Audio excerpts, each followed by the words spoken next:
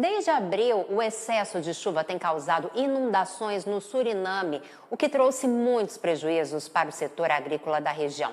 O AgroMais falou com o ministro de Agricultura do país sobre essas perdas. Vamos conferir. Now, can we say that the heavy rainfall has affected the agriculture sector, with many reporting losses of crops and livestock in Suriname? Oh, yes, that's correct. We had huge amounts of intense rainfall during a period of 1 month. And, normally our calculations on the dimensions of the water infrastructure is based on an rainfall intensity of 30 millimeters per day. But in between, we had a rainfall that reached even 100 millimeters a day. And all this excess of water that was falling caused a huge floods by which a lot of crops and a lot of cattle and poultry were destroyed. So indeed, it had a huge impact on our agricultural sector. And what are the latest projections on the flooding? Can the losses be calculated, estimated today? Oh, yes. And what the government did, the government immediately took a lot of measures and made budgets available to tackle the problems. So we started to clean a lot of water canals, constructed some new dams, and in certain parts of the country, we even repaired dams and applications where it was washed away. So all these measures has been taken by the government. The government also made available some budget to compensate the farmers and with the losses. And we just ended on to check all the losses that has been made. And we are hoping to start by end of this week to start to compensate the farmers. So all those measures has been taken and until now.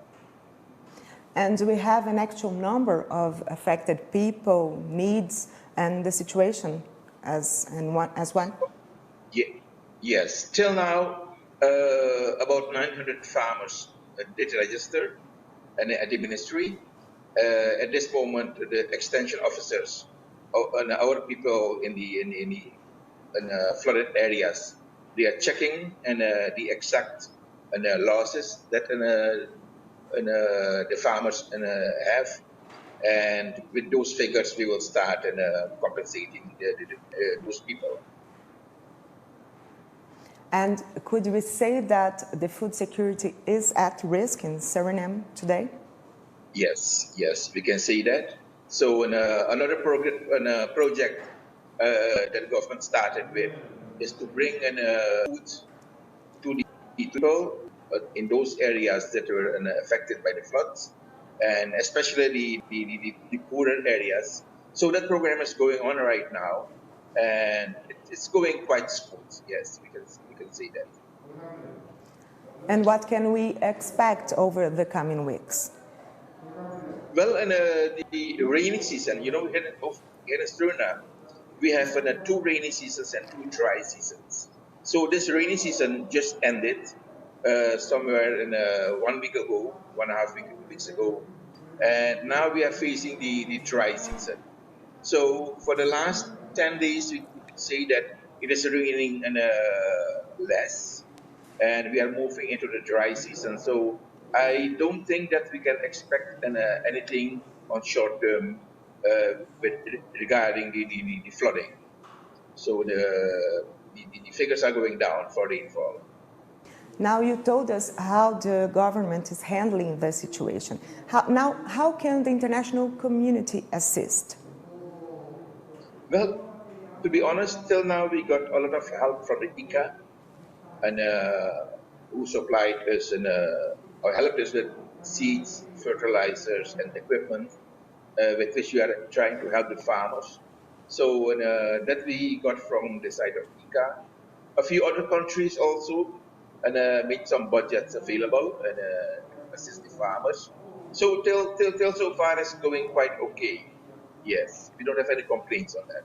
Suriname is just at the northern part of Brazil, and we are sharing the same border.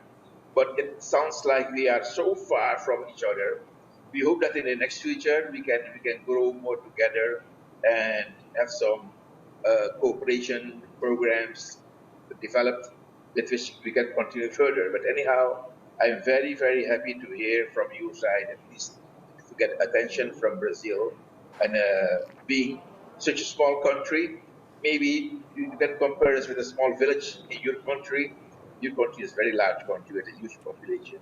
But anyhow, and you know that 15% of our population is from Brazil, legal and illegal, but we have still a lot of Brazilian people living in Suriname, with which we are living in a very, very, very peacefully.